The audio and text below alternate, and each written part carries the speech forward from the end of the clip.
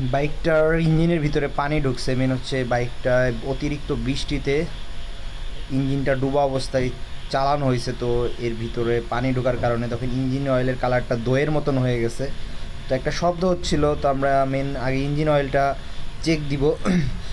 তো সাইডটা খোলার পরেই একটা কেমন যেন একটা দইয়ের মতন বের হলো, তো যার জন্য আমরা ইঞ্জিন অয়েলটা ড্রেন দিছি। তো দেখেন কী অবস্থা, পানি ঢুকে পানি এবং ইঞ্জিন অয়েল দুইটা মিক্সড হয়ে একটা দইয়ের মতন হয়ে গেছে। তো এই ক্ষেত্রে করণীয় করবেন কি, ইঞ্জিন অয়েলটা ড্রেন দিবেন, পারলে একটা ইঞ্জিন ফ্লাশ দিয়ে দিবেন, ফ্লাশ দিয়ে ইঞ্জিন অয়েলটা আবার নতুন ইঞ্জিন অয়েল ইউজ করবেন। তো যখনই অতিরিক্ত পরিমাণে বৃষ্টি হয়, বাইকটা বাইরে থাকে, অথবা পানি যদি কখনো ইঞ্জিনের উপর দিয়ে মানে পানি চলে যায়, বাইকটা দেখা যাচ্ছে অতিরিক্ত পানির উপর দিয়ে চালাচ্ছেন, ইঞ্জিনটা ডুবে গেছে, এরা এমন অবস্থা হলে অবশ্যই ইঞ্জিন অয়েলটা চেক দিবেন।